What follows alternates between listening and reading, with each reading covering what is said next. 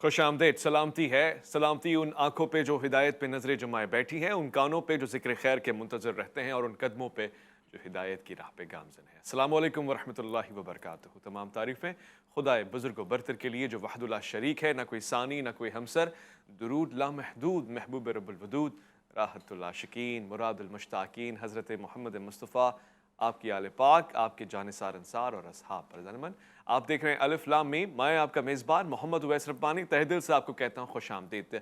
गुज़िश्ता एक सीरीज़ में मैंने कोशिश की कि दुआ के ऊपर बात हो और बहुत ही प्यारा प्रोग्राम रहा और मुझे बहुत से लोगों ने भी कहा कि दुआ ही के हवाले से बहुत सारे सवालात हैं जो हम पूछना चाहते हैं, क्योंकि ये हथियार है मोमिन का, और अगर मोमिन का हथियार जदीद ना हो, तैयार ना हो, तो फिर उसकी जंग में हार यकीनी होती है। ज़ानिमन हम सुबह शाम जंग में हैं और ये हालत जंग में हम जनाब हज़रत आदम अलैहिस्सलाम के ज़माने से हैं, मगर जंग गैरों से, और वो भी किससे? जो शैतान है, वो जो अल्लाह का दुश्मन है। और इस जंग में वो हमेशा अपने नए नए चाल चलन, नए नए फार्मूले लगाता है ताकि हम पीछे हो जाएं, हार जाएं और हम मासियत कर बैठें। यही होता है कि एक इंसान फ़क्र फ़ाक़े की तरफ जाता है, फिर वो दुआ को भी नज़रअंदाज करता है और फिर आखिर में वो मुल्हिद हो जाता है या फिर वो बेदीन हो जाता है। मैं चाहता हूँ कि दुआ के इस फ़िक्री एतबार को आपके सामने रखूँ। फरमाया गया, जनाब हज़रत अबू हुरैरा रज़ियल्लाहु अन्हु बयान फरमाते हैं कि 3 लोगों की दुआएं रद्द नहीं होती। एक बाप की दुआ अपने बेटे के हक़ में, दूसरी मुसाफिर की दुआ, और तीसरी मज़लूम की दुआ। हमें इन तीनों कैफ़ियत को दुआ के साथ मुंसलिक रखना है। ये भी फरमाया, जनाब हज़रत अबू हुरैरा रज़ियल्लाहु अन्हु बयान फरमाते हैं कि अल्लाह के रसूल सल्लल्लाहु अलैहि वसल्लम फरमाते हैं कि वो दुआ जो इंसान मांगना छोड़ दे, यानी दुआ से गाफिल हो जाए, अल्लाह ताला उस पर गज़बनाक हो जाता है।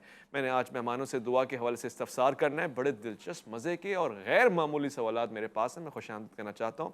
बहुत ही प्यारे लताइफ़ुल हिकमा को हमारे सामने रोशन करते हैं मुफ्ती वसीम बंदगी। अस्सलाम वालेकुम रहमतुल्लाह। वालेकुम अस्सलाम वरहमतुल्लाहि वबरकातुहू। खुशामदीद कहूँगा अपने दूसरे मेहमान को। आपसे बहुत सारी हिकमत की बातें हमने सीखी हैं, सीखते आ रहे हैं और सीखते रहेंगे। परवरदिगार इनका साया सलामत रखे।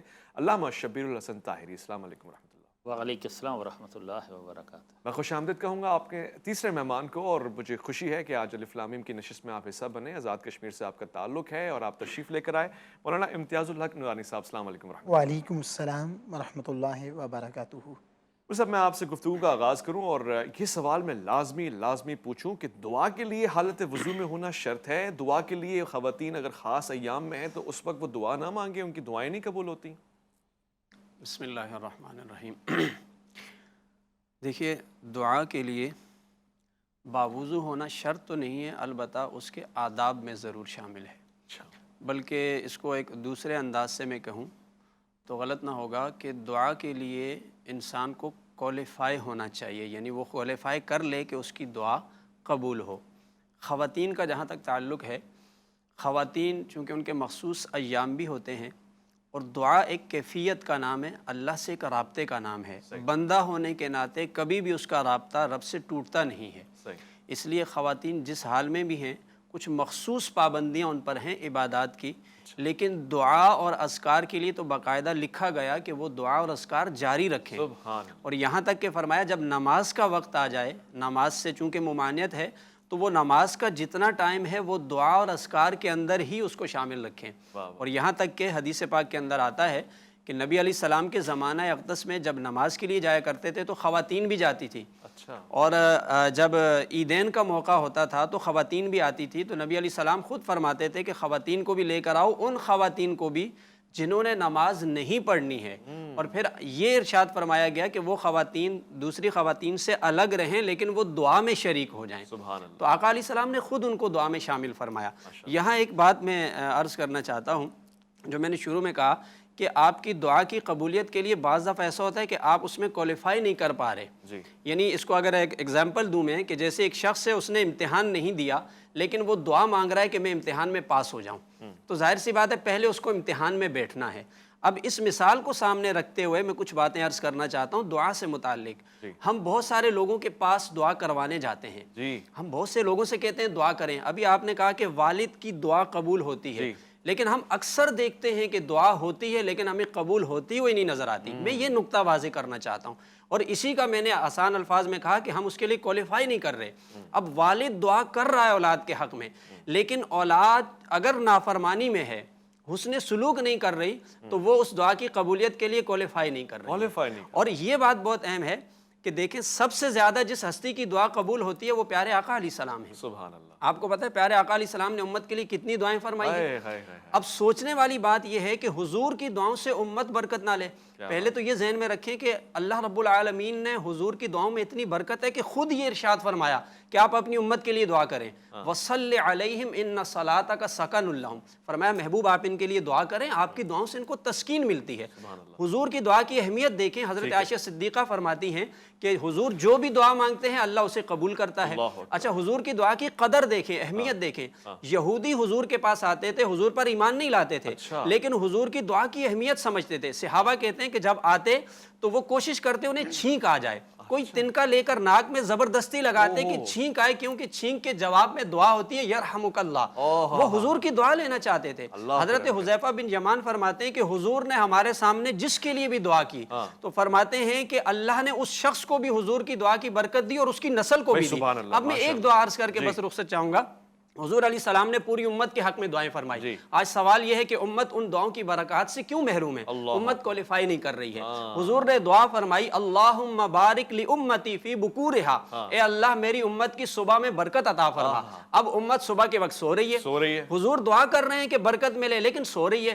حضرت سیدنا صخر رضی اللہ تعالیٰ عنہ صحابی رسول کہتے ہیں جب سے میں نے حضور کی یہ دعا سنی میں اپنے ہر کام کو صبح سے آغاز کرتا. فرماتے ہیں میں نے کاروبار شروع کیا, اللہ نے مجھے بہت بڑا تاجر بنا دیا حضور کی برکت کی وجہ سے.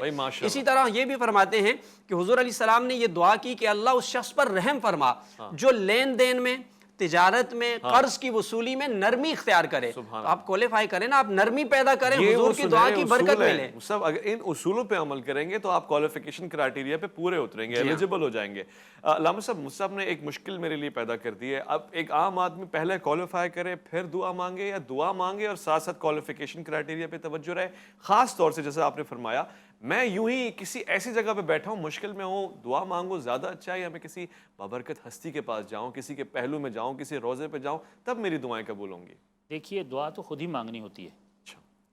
روزے پر جا کر تو ہم انہیں وسیلہ قرار دیتے ہیں, ٹھیک ہے نا. وہاں روزے پر بھی جا کے مانگنی تو خود ہی ہے, اپنی ہی زبان سے مانگنی ہے. صرف یہی ہے کہ پروردگار یہ تیرے ولی کی قبر ہے, تیرے پسندیدہ کی, تیرے چنے ہوئے کی, جو ہم سے زیادہ تیرے قریب ہے, ہم تجھے اس کا واسطہ دیتے ہیں کہ ہماری اس دعا کو قبول کر لے. تو مانگنی خود ہی ہوتی ہے. اچھا. دوسرا آپ کا جو سوال ہے کہ اب یہ اگر کوالیفائی نہیں کرتا ہے تو پہلے اپنے آپ کو اس معیار پر لے آئے اور اس کے بعد دعا مانگے, یا ساتھ ساتھ اپنے اندر اہلیت بھی پیدا کرتا چلا جائے, تو دعا تو مانگتا رہے. اچھا, ٹھیک ہے نا. اس لیے کہ اگر دعا قبول نہیں بھی ہو رہی تو عبادت تو ہو رہی ہے. جیسے ہم پہلے کہہ چکے ہیں اور عرض کر چکے ہیں کہ دعا خود ایک عبادت بھی ہے. اگر یہ اپنی دعا کو قبول کروانے والے معیار پر پورا نہیں اتر رہا ہے تب بھی کم از کم دعا مانگنے کی وجہ سے اس کی عبادت ہو رہی ہے, چاہے گناہ گار بھی ہے تب بھی عبادت ہو رہی ہے. اس کے نامہ اعمال میں اس دعا مانگنے کی وجہ سے حسنات لکھے جا رہے ہیں, نیکیاں لکھی جا رہی ہیں. دوسرا فائدہ یہ ہے کہ یہ جتنی دیر دعا کی حالت میں ہے یہ باقی ساری دنیا سے رابطہ توڑ کر اپنے خالق سے رابطہ جوڑے ہوئے, اپنے مالک کی بارگاہ میں.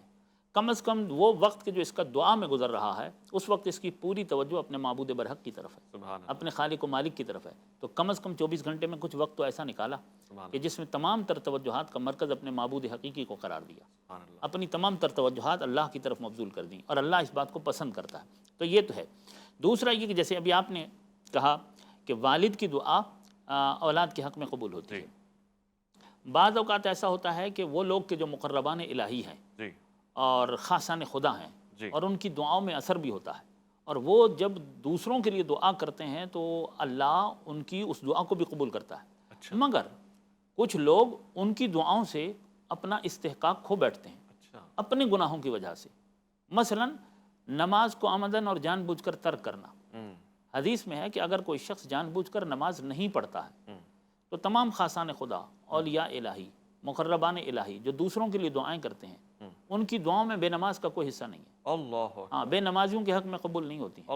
جو لوگ نماز نہیں پڑھتے ہیں ان کے حق میں, باقی سب کے حق میں قبول ہو جائے گی, لیکن جو شخص جان بوجھ کر نماز کو چھوڑ رہا ہے اس کے حق میں. اسی طریقے سے جو شخص حرام کھا رہا ہے, یا جو شخص جھوٹ بول رہا ہے, یا جو شخص اپنے ماں باپ کی نافرمانی کر رہا ہے اور ماں باپ کے ساتھ جس کا اچھا سلوک اور اچھا برتاؤ نہیں ہے, تو ایسے افراد کے لیے بھلے حتیٰ کہ انبیاء کی دعائیں بھی. اللہ اکبر. جی بالکل. اس کا مطلب یہ نہیں ہے کہ نبی کی دعا میں اثر نہیں ہے. نبی کی دعا میں اثر ہے مگر یہ خود اس قابل نہیں ہے اللہ اکبر. کہ اس کے حق میں جو دعا کی گئی ہے وہ دعا قبول ہو جائے. نبیوں کی ساری دعائیں تھوڑی قبول ہوئی ہیں. ٹھیک ہے. انبیاء نے کتنی دعائیں مانگی, ہر دعا تو قبول نہیں ہوئی ہے.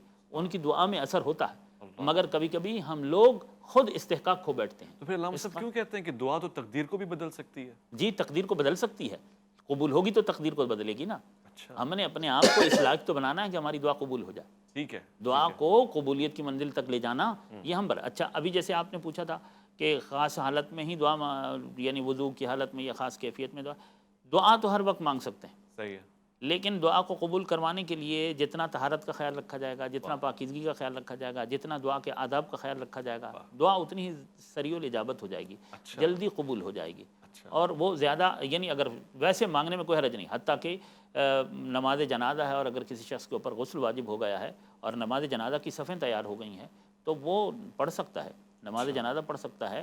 یعنی اس کو وہ تیمم کرے اور اپنے نماز جنازہ جو ہے وہ پڑھ لے. دعا نماز جنازہ میں کیا ہے؟ دعا ہے. ٹھیک ہے. بنیادی طور پر دعا ہوتی ہے. کسی دعا کے لیے غسل اور وضو کی شرط نہیں ہے مگر یہ آداب میں شامل ہے. وہ جتنا اپنے آپ کو پاکیزہ بنائے گا دعا اتنی جلدی قبول ہو جائے گی. یہاں ایک اور بھی ٹیلی ویژن کے ذریعے سے میں میسیج دے دوں, ٹی وی کی اسکرین کے ذریعے سے کہ تمام لوگوں کو فائدہ ہو جائے, کیونکہ میرے مشاہدے میں ایسے لوگ آ چکے ہیں کہ جادو جنات اب ہمارے معاشرے کے اندر یہ چیز بہت زیادہ آ گئی ہے. اچھا یہ ویسے جادو ایک حقیقت ہے, اس سے ہم انکار نہیں کرتے, اس کا ذکر قرآن مجید میں بھی ہے. یہ بہت جلدی اثر ان لوگوں پر کرتا ہے جو پنجگانہ نماز کی پابندی نہیں کرتے, جو قرآن کی تلاوت نہیں کرتے اور جو اپنے آپ کو پاکیزہ نہیں رکھتے, جو طہارت نجاست کا خیال نہیں رکھتے. تو یہ آپ کے طہارت والے سوال سے مجھے یہ بھی یاد آ گیا کہ اگر آپ جان بوجھ کر اپنے آپ کو پاکیزہ کرنے میں تاخیر کر رہے ہیں تو اس دوران آپ جنات بد کا شکار ہو سکتے ہیں. اگر کسی نے کوئی جادو کیا ہوا ہے تو اس کا آپ کے اوپر اثر ہو سکتا ہے. بہترین ہو گیا. ہاں تو لہٰذا ان چیزوں سے اچھا اگر کوئی شخص نماز کی پابندی کرتا ہے اور قرآن کی تلاوت روزانہ کرتا ہے تو ایک تو یہ کہ شیاطین اس پر غلبہ نہیں پا سکتے, جنات بد اس کے اوپر بد اثرات مرتب نہیں کر سکتے, اور جادو اور سفلی ٹونوں کا بھی اس کے اوپر کوئی اثر نہیں ہوتا. اور نماز کی وجہ سے اور قرآن کی تلاوت کی وجہ سے دعا جلدی قبول ہوتی ہے. وہ چیزیں کہ جو دعا کی قبولیت کو آسان بناتی ہیں ان میں پنجگانہ نماز کو اول وقت پر ادا کرنا, اور اگر نماز پڑھنے کے بعد ہم تھوڑا سا قرآن کی تلاوت کریں, چاہے چند آیات ہی پڑھیں, اس کے بعد جو دعا مانگیں تو نماز کے بعد مانگی جانے والی دعا کو اللہ قبول کرتا ہے. قرآن کی تلاوت کے بعد جو دعا کی جاتی ہے اسے اللہ قبول کرتا ہے, پروردگار اسے پسند کرتا ہے. دعا 24 گھنٹے میں سے جس وقت بھی بندہ مانگنا چاہے مانگ سکتا ہے, چاہے دن میں مانگے رات میں مانگے. کچھ اوقات ایسے ہیں کہ جو دعا کی قبولیت کے لیے بہت زیادہ مؤثر ہیں. ان میں سے ایک دن کے اوقات میں سے عصر اور مغرب کے درمیان کا وقت ہے. اچھا, عصر اور مغرب کے درمیان. عصر اور مغرب کے درمیان کا جو وقت ہے یہ دعاؤں کی قبولیت کا وقت ہے. اچھا. لہٰذا جتنے بھی خاصان خدا ہیں اور اللہ کے نیک بندے ہیں وہ اس وقت کا انتظار کرتے ہیں. اور اپنی اہم ترین اچھا شور مچا ہوا ہوتا ہے.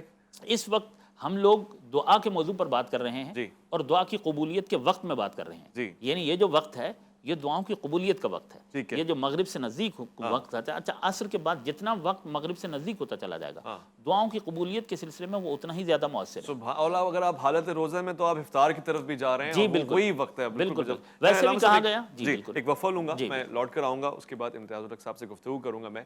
اور میں نے اس کیفیت کو سمجھ لیا علامہ صاحب کے اس جملے پہ. میں سوچ رہا ہوں کہ انسان ویسے تو نفع نقصان دیکھتا ہے, کاروبار کرتا ہے, انویسٹمنٹ بزنس میں یہ ہوتا ہے کہ انویسٹمنٹ ڈوب بھی سکتی ہے, پھر وہ نفع بھی دے سکتی ہے, مگر دعا ایک ایسی انویسٹمنٹ ہے کہ قبول ہو رہی ہے تو نفع مل ہی رہا ہے آپ کو, آپ کی مرضی کا. مگر اگر اس وقت قبول نہیں ہو رہی ہے تو وہ عبادت میں صرف ہوا لمحہ ہے آپ کا, وہ بھی نفع دے رہا ہے. Waste of time and waste of value نہیں ہو رہی ہے. لوٹ کر آئیں گے, ایک مختصر سا وقفہ الف لام میم میں آپ کا انتظار ہے.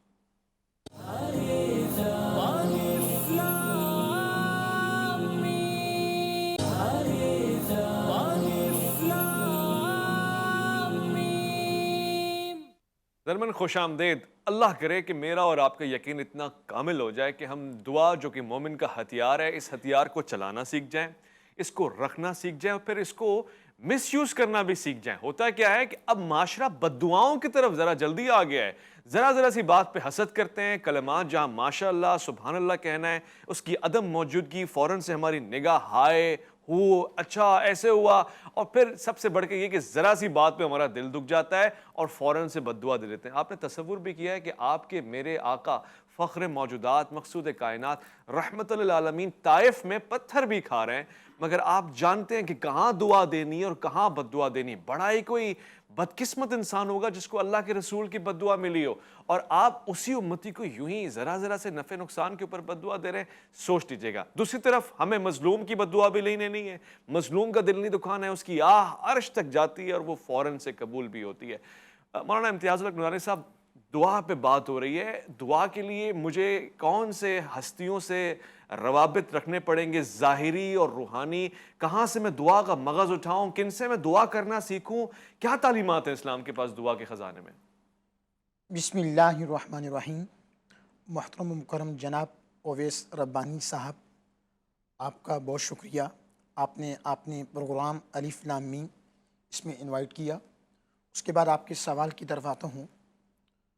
حضور جان کائنات وجہ تخلیق کائنات صلی اللہ علیہ وآلہ وسلم نے ارشاد فرمایا کہ دعا عبادت کا مغز ہے، اور دعا عین عبادت بھی ہے، دعا رحمت بھی ہے، اور دعا رحمتوں کے نزول کا سبب بھی بنتی ہے۔ سب سے بڑا رابطہ دعا کی قبولیت کے لیے، دعا مانگنے کے لیے، وہ انسان کو اللہ تعالیٰ سے رکھنا چاہیے۔ اللہ تعالیٰ کی بارگاہ میں کوئی شخص میں کی نفی کر کے عاجزی کے ساتھ باوضو ہو کے دعا کی جو جملہ شرائط ہیں ان شرائط کو سامنے رکھ کر جب دعا کرتا ہے تو اللہ تعالیٰ اس آدمی کی دعا کو قبول فرماتا ہے۔ اور ہمارے ہاں اس معاشرے میں اس طرح ہوتا ہے کہ بہت سی دعائیں لوگ مانگتے ہیں اور پھر آ کے شکوہ کرتے ہیں، اور معذاللہ بعض تو اللہ تعالیٰ سے شکوہ کر بیٹھنے کی دعا قبول نہیں ہوئی۔ کچھ دعائیں ایسی ہوتی ہیں جو آدمی اپنے لیے تو بہتر سمجھ رہا ہوتا ہے، لیکن اللہ کے ہاں وہ دعائیں اس کے لیے بہتر نہیں ہوتی ہیں، سو وہ دعائیں ظاہراً قبول نہیں ہوتی۔ ان دعاؤں کے بدلے اللہ تعالیٰ آخرت میں اس کو ثواب عطا فرماتا ہے۔ اچھا، اور بعض دعائیں ایسی ہیں جن کی قبولیت میں 50 سال بھی لگ جاتی۔ اللہ اکبر۔ سیدنا موسیٰ علیہ السلام نے فرعون کے غرق ہونے کے لیے دعا مانگی تھی تو 40 سال کے بعد قبول ہوئی تھی، اور بعض دعائیں ایسی ہیں جو فوراً قبول ہو جاتی ہیں۔ اللہ اور جہاں تک ان دعاؤں کا تعلق ہے جو فوراً قبول ہوتی ہیں، ان میں یہ بھی ہے کہ ایک تو دعا کے شرائط کو سامنے رکھا جائے، آداب کو سامنے رکھا جائے، اور وہ کسی کے لیے بد دعائیں ضرر نہ ہو۔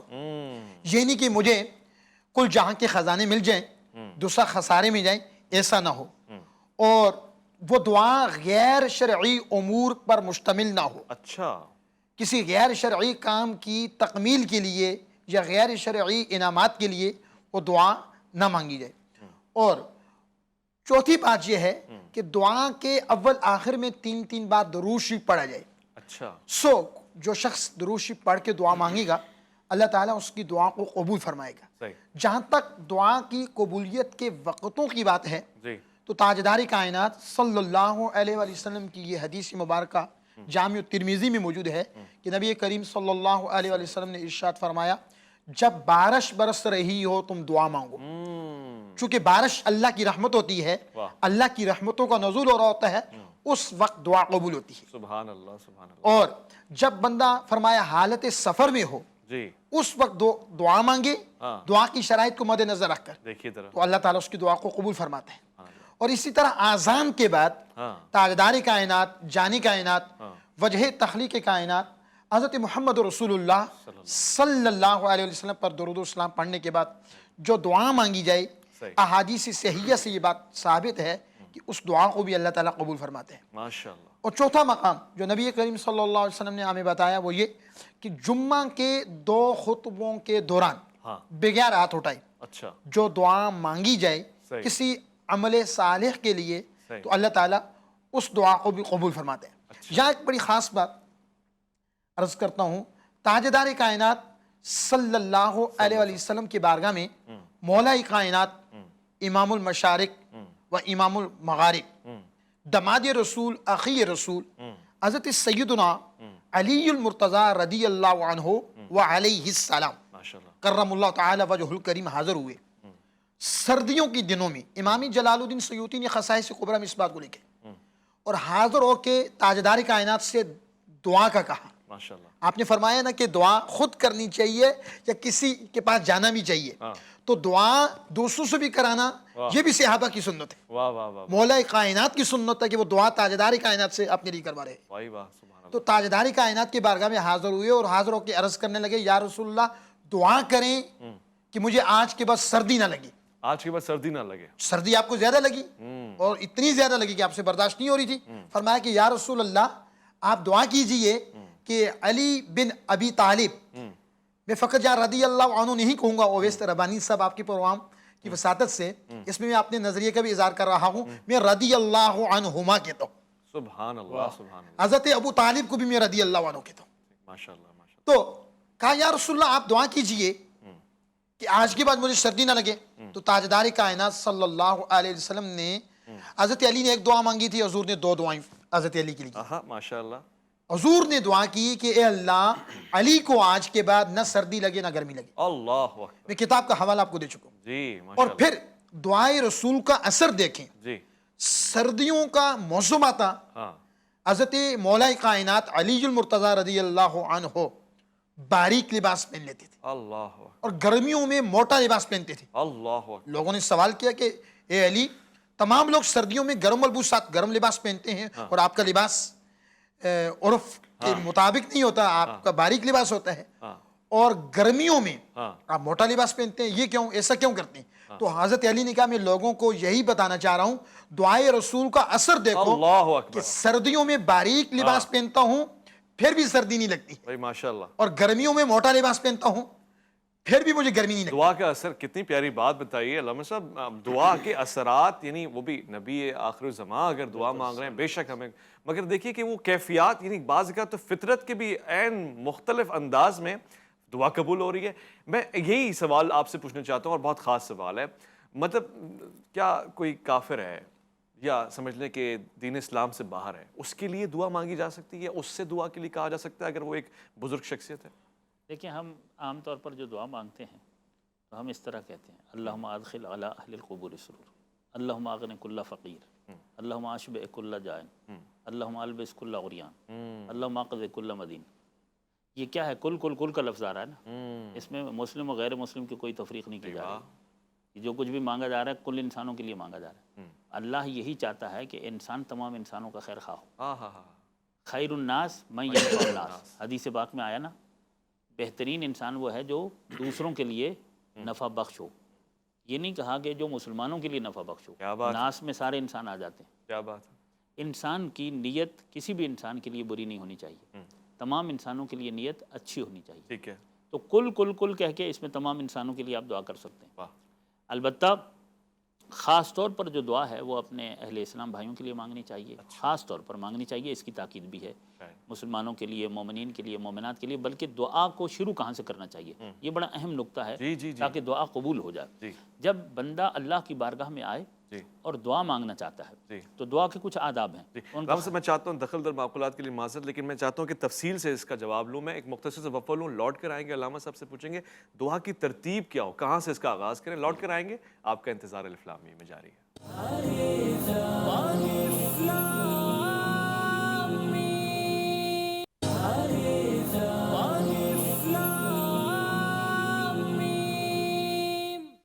خوش آمدید اس حسین سے پروگرام میں. اس بزم میں دعا کے کلمات اور پھر اس کا انداز اور آغاز, ترتیب پہ گفتگو ہو رہی ہے. میں چاہتا ہوں علامہ صاحب آپ بیان فرمائیں تاکہ ہم اس حدت کو سمجھ سکیں. جی, تو جب دعا کا آغاز کرے بندہ تو کچھ دعا کے آداب کا خیال رکھنا چاہیے. مثلا پاکیزہ حالت میں ہو, اس کا بدن پاکیزہ ہو, لباس پاکیزہ ہو, اچھے وقت کا انتخاب کر لے.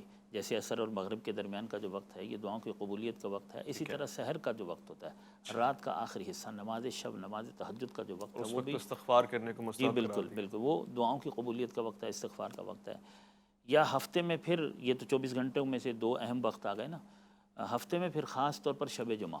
شب جمعہ ہے، شب رحمت ہے، شب برکت ہے، شب توبہ ہے، بلکہ ہو سکے تو انسان کو چاہیے کہ شب جمعہ پوری رات بیدار رہے جس طرح شب قدر میں بیدار رہتا ہے، اور اس رات آسمان سے ملائکہ نازل ہوتے رہتے ہیں اور کہتے رہتے ہیں کوئی کہ ہم سے سوال کرے اور اس کی دعاؤں کو قبول کیا جائے۔ الغرض پریشانیاں ان سے نجات حاصل کرنے کے لیے، مشکلات کو حل کروانے کے لیے، توبہ اور دعائیں قبول کروانے کے بہترین ہر ہفتے میں شب جمعہ، پھر روز جمعہ ہے، پھر نوچندی جمعرات ہے، پھر اسی طرح نیمہ شعبان، پھر شب قدر۔ یعنی خداوند عالم خاص زمان، خاص اوقات، خاص راتیں، خاص دن ہمیں دے رہا ہے کہ ویسے انسان پریشانی کی حالت میں جب چاہے اللہ کی بارگاہ میں آ جائے۔ اب جب آئے تو اپنے اگر خیال رکھ کے آئے گا، ویسے تو پریشانی کی کیفیت میں اگر وضو نہیں ہے، غسل نہیں ہے، لباس پاک نہیں ہے، جہاں بھی ہے جس حالت میں بھی یہ پریشان بندہ کر سکتا ہے، ایمرجنسی میں سے دعا مانگنے اس کا رب ہر وقت اسے سنتا ہے، لیکن دعا مانگنے کے لیے جب آ رہا ہے اور ان چیزوں کا خیال رکھ کے آئے گا تو یہ دعا کی قبولیت میں مؤثر ہوں گی زیادہ آسانی سے اور جلدی سے، اور زیادہ جلدی قبولیت کے اثرات نمایاں ہو جائیں گے۔ میرے پاس ایک سوال ہے اور اس کا مختصر جواب چاہیے۔ ابھی علامہ صاحب کی گفتگو سے ذہن میں آیا ایک شخصیات، پھر یہ کہ دعا،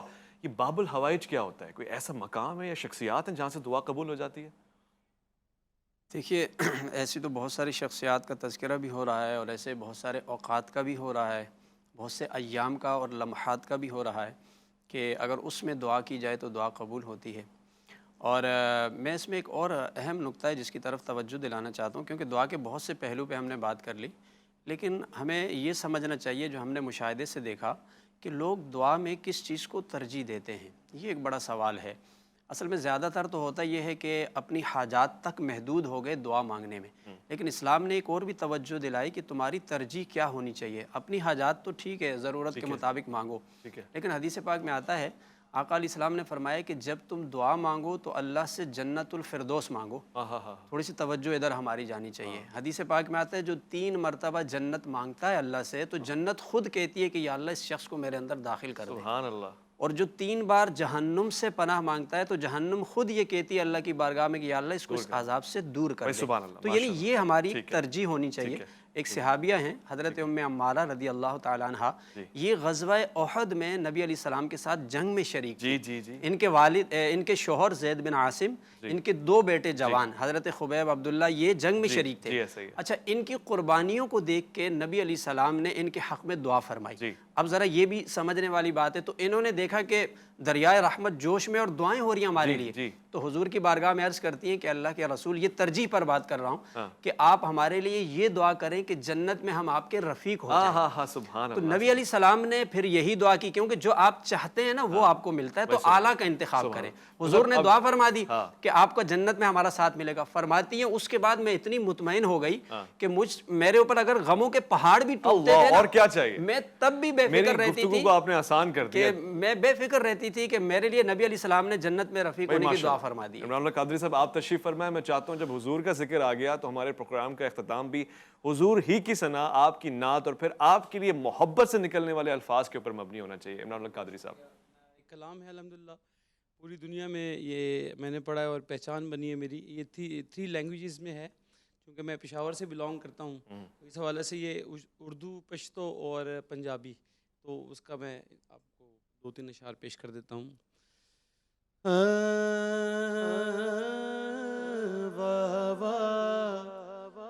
سمرا خیستہ نبی سلطان دے